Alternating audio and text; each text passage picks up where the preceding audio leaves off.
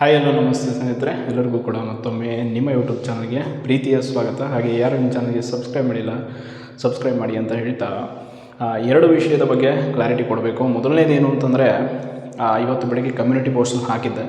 ಸ್ಫೂರ್ತಿ ಭೈರಪ್ಪನವರ ಒಂದು ಪ್ರಕರಣ ಏನು ಕೇಸಲ್ಲಿ ಅವರು ಕೋರ್ಟಲ್ಲಿ ಕೇಸನ್ನು ಹಾಕಿ ಸೊ ವಿಶೇಷವಾಗಿ ಅನುಕೂಲ ಸಿಂಧುತ್ವತೆಯನ್ನು ಪಡ್ಕೊಂಡಿದ್ದಾರೆ.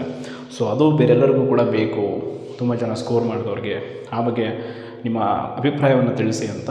ಆ್ಯಂಡ್ ಇನ್ನೊಂದು ಇಂಪಾರ್ಟೆಂಟ್ ವಿಚಾರ ಏನಂತಂದರೆ, ಈಗ KS ಮರುಪರೀಕ್ಷೆ 29ನೇ ತಾರೀಕು ನಡೀತಾ ಇದೆ.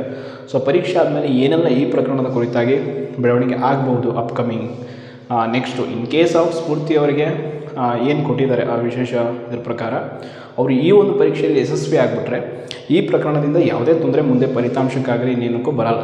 ಇನ್ ಕೇಸ್ ಅವರ ಸ್ಕೋರ್ ಕಮ್ಮಿ ಆದರೆ ಅನ್ನೋ ಒಂದು ವಿಚಾರ ಇದೆ. ಸೊ ಇದರ ಬಗ್ಗೆ ನಿನ್ನೆ ಹೊಸ ದಿಗಂತ ಪತ್ರಿಕೆಯಲ್ಲಿ ನೀವೊಂದು ವಿಶೇಷವಾಗಿ ವರದಿ ಕೂಡ ಬಂದಿತ್ತು. ಸೊ ಅದನ್ನು ಕೂಡ ನೋಡಿರ್ತೀರಾ ಅಂತ ಅಂದ್ಕೊಳ್ತೀನಿ. ಪರೀಕ್ಷೆ ಹತ್ತಿರ ಇರುವಂಥ ಸಂದರ್ಭದಲ್ಲಿ ಈಗ ಈ ವಿಷಯದ ಬಗ್ಗೆ ಪದೇ ಪದೇ ಡಿಸ್ಕಷನ್ ಮಾಡೋದು ಆಸ್ಪಿರೆಂಟ್ಸ್ಗಳಲ್ಲಿ ಒತ್ತಡವನ್ನು ಉಂಟು ಮಾಡ್ತಾ ಇದೆ ಅನ್ನೋದು ಕೂಡ ಗೊತ್ತು. ಬಟ್ ಇದು ನ್ಯಾಯಾಲಯದ ವಿಚಾರ ಆಗಿರೋದ್ರಿಂದ, ಅಲ್ಲಿ ಬಂದಿರೋ ತೀರ್ಪಿನ ವಿಚಾರ ಆಗಿರೋದ್ರಿಂದ ಇದ್ರ ಬಗ್ಗೆ ನಾವು ಮಾತಾಡಬೇಕಾಗುತ್ತೆ.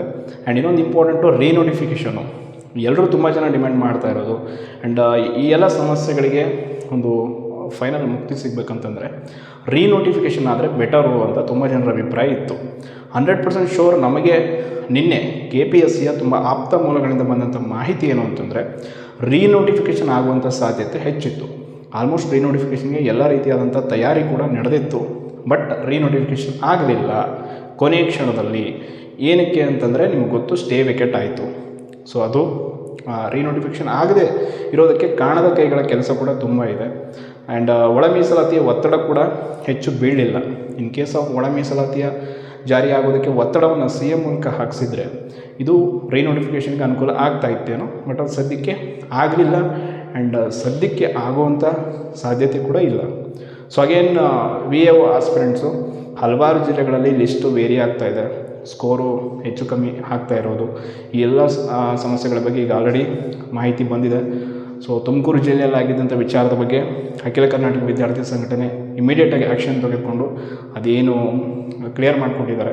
ಸೊ ಈಗ ಏನು ಬೇರೆ ಬೇರೆ ಜಿಲ್ಲೆಗಳದ್ದು ಇನ್ನೂ ಕೂಡ 1/3 ಲಿಸ್ಟ್ ಬಿಟ್ಟಿಲ್ಲ. ಸೊ ಅದು ಕೂಡ ಸದ್ಯದಲ್ಲಿ ಬಿಡುವಂಥ ಸಾಧ್ಯತೆ ಇದೆ. ಆ್ಯಂಡ್ ಕಂಪ್ಯೂಟರ್ ಸರ್ಟಿಫಿಕೇಟು, ಸೊ ತುಂಬ ಜನ ದುಡ್ಡು ಕೊಟ್ಟು ಹೆಚ್ಚು ಹಣ ಕೊಟ್ಟು ಕೆಲವರು ಮಾಡಿಸ್ತಾ ಇದ್ದೀರಾ. ಬಟ್ ಇದು ನೋಟಿಫಿಕೇಷನಲ್ಲಿ ಇರಲಿಲ್ಲ.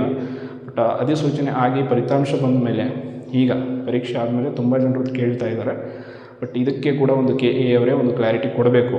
ಸಂಬಂಧಪಟ್ಟ ಜಿಲ್ಲಾಡಳಿತದವರು ಕಂಪ್ಯೂಟರ್ ಸರ್ಟಿಫಿಕೇಟನ್ನು ಕೇಳಿದ್ದಾರೆ.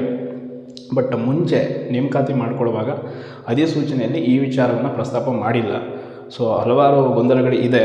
ಆ್ಯಂಡ್ ಹಲವಾರು ಜಿಲ್ಲೆಗಳಲ್ಲಿ ಸರಿಯಾಗಿ ಲಿಸ್ಟನ್ನು ಬಿಡ್ತಾ ಇಲ್ಲ. ಸ್ಕೋರ್ ತೆಗೆದುಕೊಂಡಿರೋದೇ ಒಂದು, ಆ ಲಿಸ್ಟಲ್ಲಿ ಬರ್ತಾ ಇರೋದೇ ಒಂದು. ಸೊ ಈ ಸಮಸ್ಯೆಗಳನ್ನು ಕೂಡ ಸಾಲ್ವ್ ಮಾಡೋದಕ್ಕೆ ಈಗ ಆಲ್ರೆಡಿ ಸಂಘಟನೆ ನೇತೃತ್ವದಲ್ಲಿ ಎಲ್ಲ ಪ್ರಯತ್ನಗಳು ನಡೀತಾ ಇವೆ. ಆ್ಯಂಡ್ ಸಂಬಂಧಪಟ್ಟ ಜಿಲ್ಲಾಡಳಿತಕ್ಕೂ ಕೂಡ ಸುತ್ತೋಲೆಯನ್ನು ಹೊರಡಿಸೋದಕ್ಕೆ ಮಾನ್ಯ ಸರ್ಕಾರವೇ ಜಿಲ್ಲಾಡಳಿತಕ್ಕೆ ಒಂದು ವಿಶೇಷ ಇನ್ಸ್ಟ್ರಕ್ಷನನ್ನು ಕೊಟ್ಟು ಸರಿಯಾಗಿ ನೇಮಕಾತಿ ಆಗಬೇಕು ಅಂತ ಮನವಿಯನ್ನು ಕೂಡ ಮಾಡಿಕೊಳ್ಳಲಾಗಿದೆ. ಸೊ ಅದು ಕೂಡ ಆಗುತ್ತೆ ಅಂತ ಹೇಳ್ತಾ ಸದ್ಯಕ್ಕಿಷ್ಟು ಮಾಹಿತಿ ಇದೆ. ಆ್ಯಂಡ್ ಯಾರು ನಿಮ್ಮ ಚಾನಲ್ಗೆ ಸಬ್ಸ್ಕ್ರೈಬ್ ಮಾಡಿಲ್ಲ ಸಬ್ಸ್ಕ್ರೈಬ್ ಮಾಡಿ. ಧನ್ಯವಾದಗಳು.